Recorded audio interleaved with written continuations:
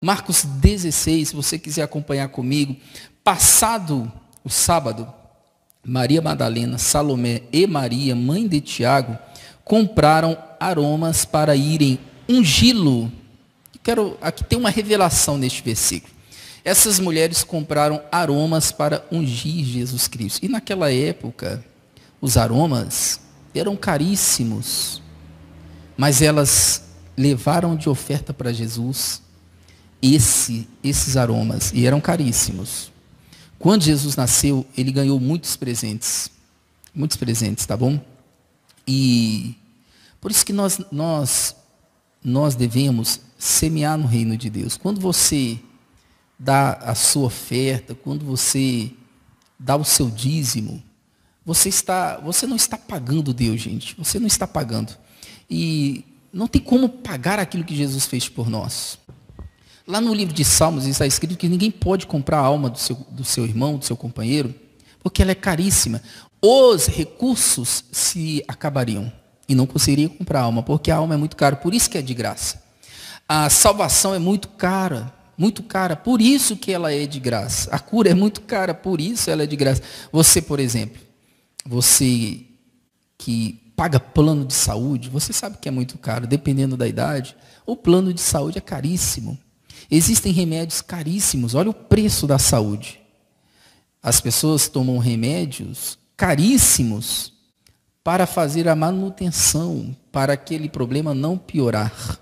Caríssimo, caríssimo. E mesmo assim não resolve o problema. É caro a saúde, é caro a vida. Por isso que Jesus deu de graça lá na cruz.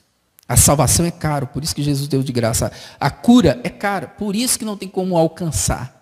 A cura 100% vem de Jesus Cristo e de graça. Então, quando você dá o seu dízimo, você dá a sua oferta, eu sei que tem pessoas que não concordam com esse assunto, mas quando você dá o dízimo e sua oferta, você não está comprando a bênção de Deus. Eu dou meu dízimo e dou minha oferta. Quando eu faço isso, eu estou fazendo ingratidão a Deus. Poxa, Deus me deu tanto. Está aqui, meu Deus, minha oferta, o meu dízimo.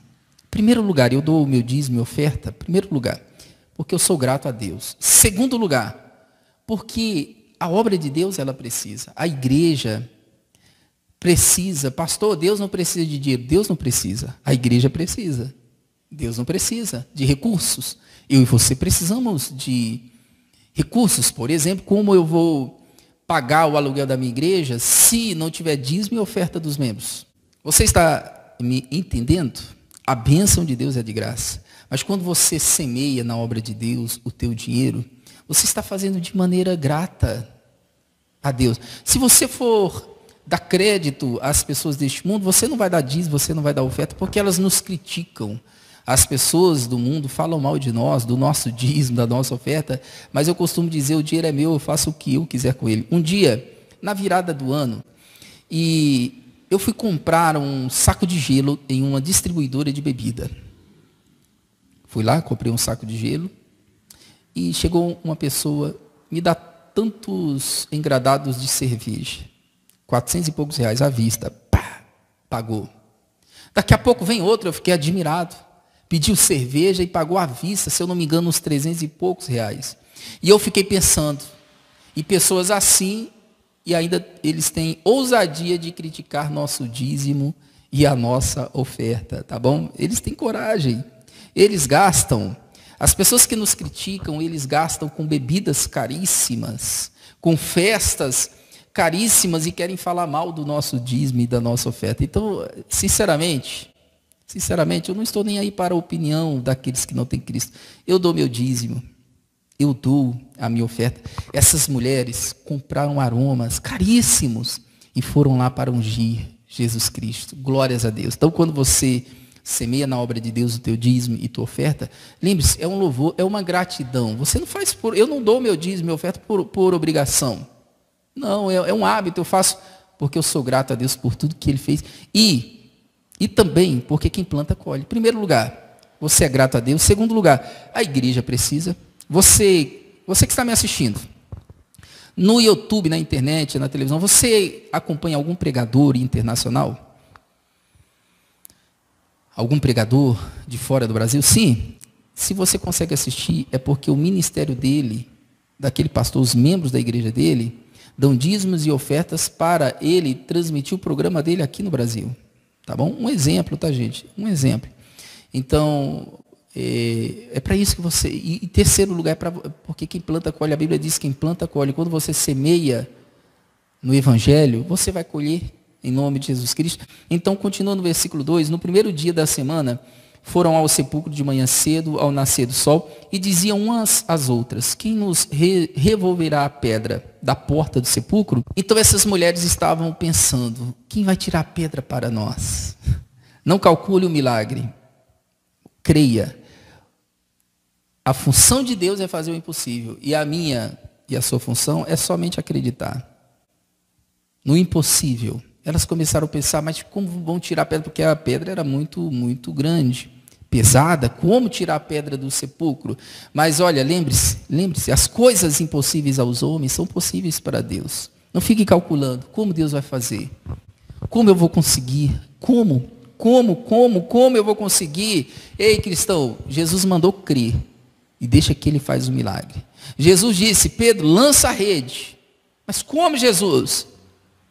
Eu tentei a noite inteira. Jesus, eu sou profissional, dá licença. Pedro, lança a rede. Pedro acreditou, lançou e fez a pesca maravilhosa. Então, simplesmente acredita. Só isso, você só precisa acreditar no impossível. Então, continua o relato no versículo 4. E olhando, viram que já a pedra estava revolvida. Olha só o milagre. E era ela muito grande. E entrando no sepulcro, viram um jovem assentado à direita, vestido de uma roupa comprida e branca. E ficaram espantadas. Porém, ele disse-lhes: não vos assusteis. Buscais a Jesus, o Nazareno, que foi crucificado? Ele já ressuscitou, ele não está aqui. Eis aqui o lugar onde puseram. Olha só, tinha um anjo que tirou a pedra para elas. Olha, as coisas impossíveis aos homens. Só faça o que Deus manda. Deixa que ele faz o impossível. E o anjo disse: quem vocês estão procurando? Jesus? Ele não está mais aqui. Olha aqui o lugar onde ele estava. Ele não está mais aqui. Ele ressuscitou. Aleluia. Jesus, ele morreu. Mas ele ressuscitou. Ele venceu o inferno. Ele venceu a morte. Ele venceu o diabo. E nos fez mais do que vencedores. Glória a Deus. Então ele continua no versículo 7. Mas, ide e dizei aos discípulos e a Pedro que ele vai adiante de vós para a Galileia. Ali vereis como ele vos disse. Então olha só o que o anjo disse. Vão. Preguem as boas novas. As primeiras pessoas a pregarem o evangelho foram mulheres. Existem igrejas que não concordam com mulheres serem pastoras. Mas isso aqui, olha. As primeiras pessoas a pregarem o evangelho foram mulheres. Foram mulheres. Então, muitas igrejas proíbem. Eu não concordo com isso, tá? Eu não concordo. Deus usou muitas mulheres na Bíblia. A Débora foi uma grande líder. A rainha Esther foi uma grande líder. E muitas outras mulheres. As filhas de Zelofiade. A Bíblia diz que a lei de Moisés, só quem tinha direito à herança eram os homens, filhos homens. Só quem tinha direito à herança. Zelofiade teve 5 filhas. Elas falaram: poxa, então nós vamos ficar sem herança? Foram conversar com Moisés. Ô Moisés, não é justo isso. Nós vamos ficar sem herança? Nós não temos direito à herança do nosso pai? Moisés falou: vou conversar com Deus. E Deus falou: elas estão certas, Moisés, dá herança para elas. 5 na Bíblia é o número da graça. 5 mudou, 5 mudaram a lei de Moisés. 5 mulheres. Então, as primeiras pessoas a pregarem o evangelho foram mulheres. E Deus vai usar muito as mulheres, tá bom? Eu sei que existem igrejas, eu sei que existem pessoas, pastores preconceituosos, que não aceitam mulheres serem pregadoras, são preconceituosos. Se você que está me assistindo é uma pastora, continue, mesmo se alguém te criticar, continue pregando o evangelho. Fale também para Pedro. Ele usou o nome de Pedro especificamente, porque Pedro foi aquele que negou Jesus, lembra? Mas Jesus perdoou. Ele disse: fale para Pedro também. Jesus perdoou Pedro. Aquele Pedro que negou Jesus, que ficou com a consciência pesada, aquele mesmo Pedro, aleluias, foi usado por Deus, por Jesus Cristo, para fazer milagres. Então o relato bonito continua No versículo 8, e saindo elas apressadamente fugiram do sepulcro, porque estavam possuídas de temor e assombro, e nada diziam a ninguém porque temiam. E Jesus, tendo ressuscitado na manhã do primeiro dia da semana, apareceu primeiramente a Maria Madalena, da qual tinha expulsado 7 demônios. Olha só, mais uma base que extirpa de vez essa teoria de que mulher não pode ser pastora. A primeira pessoa que Jesus apareceu foi uma mulher. Jesus não apareceu para o homem, apareceu para Maria Madalena, tá bom? Deus vai usar muito as mulheres. Deus vai usar muito. Maria Madalena era uma pecadora, mas Jesus usou ela. Você era uma pecadora, pastor, eu era uma prostituta. Deus vai te usar muito. Ele perdoou seus pecados. O seu passado ele não se lembra mais. E Deus vai te usar muito. Você teve um passado obscuro. Ei, a Maria Madalena também. Mas Deus ele restaurou essa mulher. E ele vai te usar muito, igual usou a Maria Madalena. Então continua o relato no versículo 11, versículo 10. E partindo ela, anunciou àqueles que tinham estado com ele, os quais estavam tristes e chorando. E ouvindo eles que Jesus vivia e que tinha sido visto por ela, não acreditaram. Eles estavam chorando e tristes. Para quem está chorando e triste, o que você faz? Prega o evangelho. As boas novas da graça. Que Jesus perdoa, cura. Dos nossos pecados ele não lembra mais. Ele nos salvou, justificou, santificou, salvou pela graça. Prega o evangelho para quem está triste. E ela pregou o evangelho para os discípulos e eles não acreditaram. Não tem problema. Você lembra daquele versículo? Não há profeta sem honra senão na sua própria casa. Você prega para o teu marido, ele não ouve. Você prega para a tua família, eles não ouvem. Quando vem alguém de fora, eles ouvem. Você dá um conselho para a tua família. Eles não te ouvem, não dão crédito.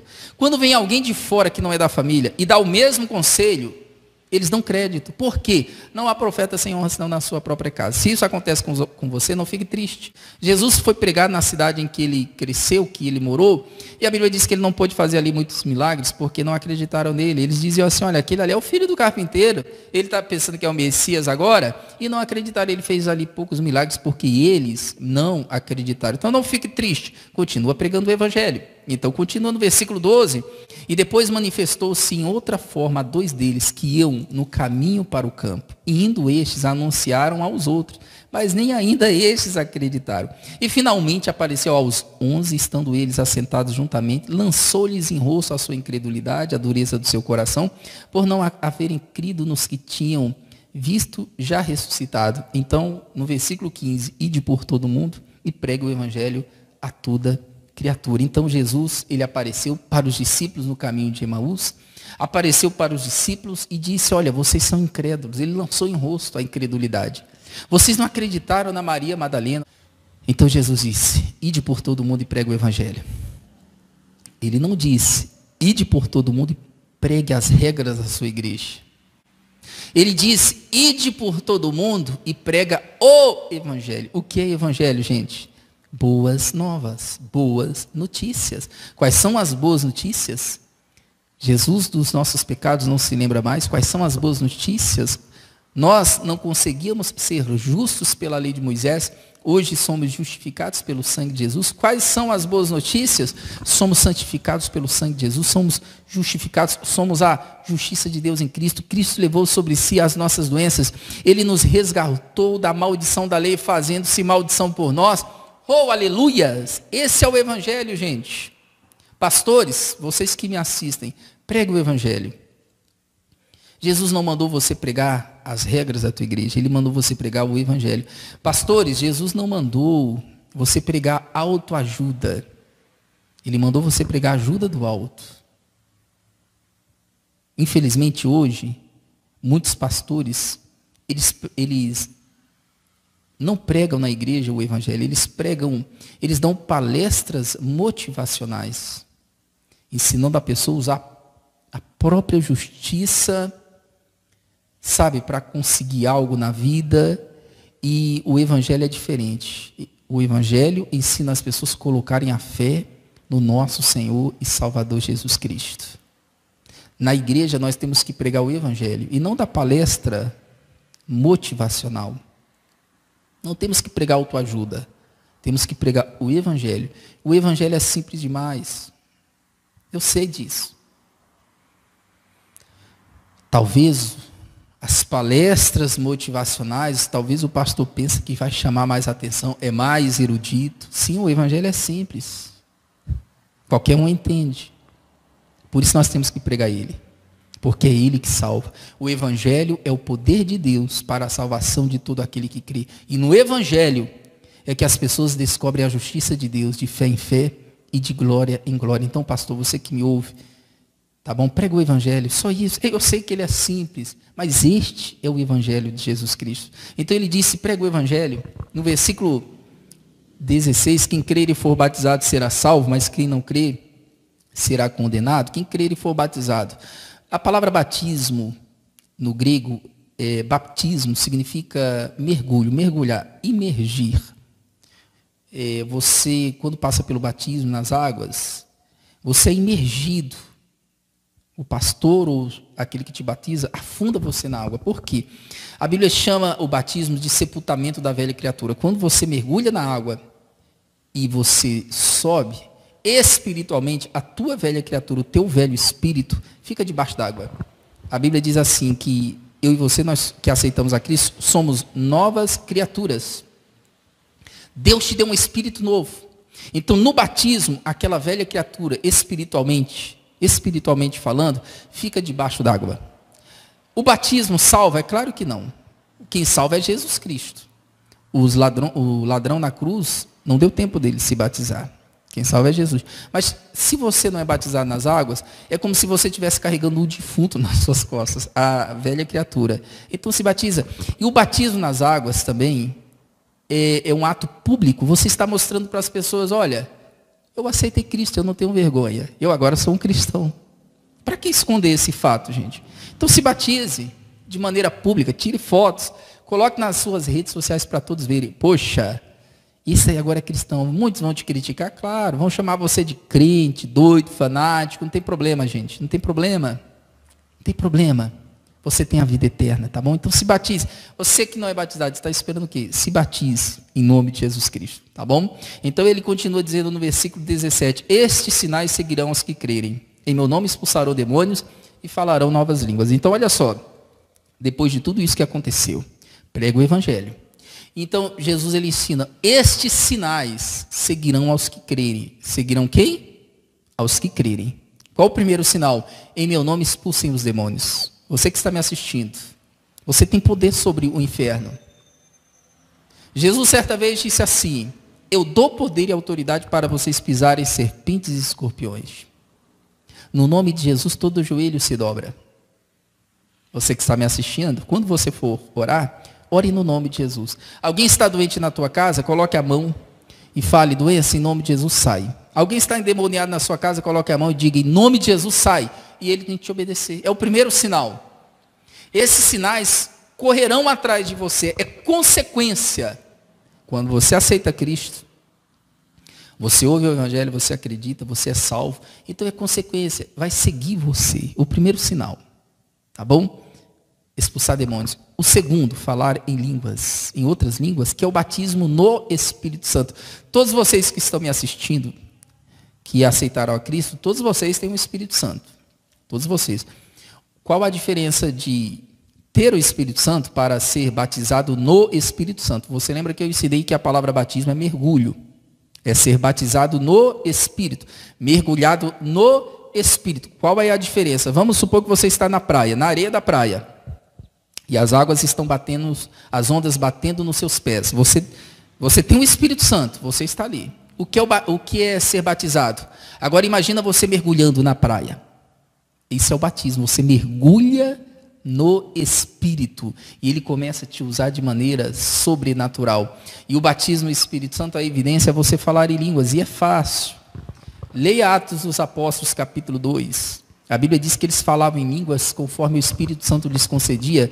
Tem questão que eles pensam que o Espírito Santo vai vir, vai pegar a língua deles e começar a bater. Não, não. O Espírito Santo ele vai te dar o desejo. Você fala. O Espírito Santo vai dar a inspiração e você começa a falar em línguas. Em nome de Jesus. Falarão em línguas. O próximo sinal, ele diz, pegarão nas serpentes. Isso aqui não é literal, tá, gente? Se tiver uma serpente na sua casa, Não pega ela não. Ah, Jesus falou que eu posso pegar nas serpentes. Não, não, pelo amor de Deus, chama o corpo de bombeiros. Isso aqui não é literal. Serpentes representam os demônios.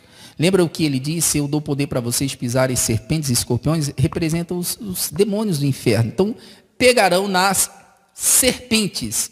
E aí ele continua dizendo, se beberem alguma coisa mortífera, não lhes fará dano algum. O que isso significa? Vamos supor que você tem um inimigo.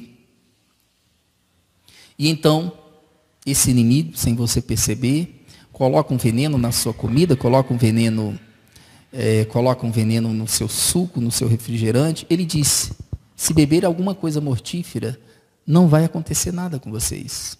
Porque Jesus sabia que muitos nos odeiam. Muitos nos odeiam. Ele disse, não vai acontecer nada. É claro que se você sabe que algo tem veneno, gente, poxa, pelo amor de Deus, não beba aquilo não. Não, mas Jesus falou que se eu beber, não vai acontecer nada. Tá, o mesmo Jesus falou, não tentarás o Senhor teu Deus. O que é tentar a Deus? Um dia o diabo levou Jesus ao pináculo do templo e disse, joga lá embaixo. Deus disse que os anjos vão te segurar. E ele falou, mas também está escrito, não tentarás o Senhor teu Deus. Então o que é tentar a Deus? Vamos supor que você sabe que algo que alguém te deu, uma comida, um refrigerante, ou água está envenenada. Aí você diz assim, está escrito que nada vai me acontecer. Jesus falou, se eu beber alguma coisa mortífera, nada vai me acontecer. Eu vou beber e nada vai me acontecer. Você vai beber e vai morrer. Isso é tentar a Deus, tá bom? Você não sabe e que ali tem um veneno. Deus vai te livrar, tá bom? Mas não tentarás ao Senhor teu Deus. Então, ele continua dizendo, e imporão as mãos sobre os enfermos e os curarão. Mais um sinal. Ele falou, para aqueles que acreditam, vocês vão colocar as mãos sobre os doentes e eles vão ficar curados. Tem alguém doente na tua casa? Coloque suas mãos, ore pela cura dele, manda aquela doença embora e ela vai sair. Em nome de Jesus Cristo, tá bom? E aí continua, ora, o Senhor, depois de lhes ter falado, foi recebido no céu e assentou-se à direita de Deus. E eles, tendo partido, pregaram por todas as partes, cooperando com eles o Senhor e confirmando as palavras com os sinais que se seguiram e amém. Deus cooperou com eles. Depois desse recado, eles saíram pregando o Evangelho e Deus cooperou com eles, fazendo sinais, maravilhas e milagres. E esses sinais vão seguir você que crê. Tá bom? Em nome de Jesus. Eu quero orar por todos vocês. Quem está doente, quem não é salvo ainda. Se você não é salvo, a primeira oração que eu quero fazer é por você. Tá bom? Se for possível, onde você estiver, feche os seus olhos, todos vocês. E se você não é salvo, repita esta oração comigo. Diga assim, Jesus, eu reconheço que o Senhor é o Filho de Deus. Eu reconheço que o Senhor é o caminho, a verdade, a vida, que o Senhor ressuscitou ao terceiro dia para me salvar. Por isso eu te aceito como meu Salvador e eu te peço, entra no meu coração. Se você fez essa oração, a partir de agora você é uma pessoa salva, você é uma nova criatura. Agora eu oro por todos, Jesus. O Senhor disse, esses sinais seguirão os que crerem. Eu creio. Eu oro por todos neste momento. E em nome de Jesus Cristo eu repreendo toda doença, todo mal, toda perturbação, espírito de loucura, demônios. E eu ordeno que todo mal da vida de todos, em nome de Jesus, sai e vai embora. Em nome de Jesus. Porque eu abençoo a todos. Todos que oraram comigo, eu abençoo em nome de Jesus. Se for possível, diga assim seja na minha vida. E graças a Deus. Aleluias. Olha, esses sinais seguirão a você. Seguirão você, tá bom? Deus te abençoe. Até a próxima mensagem. Em nome de Jesus.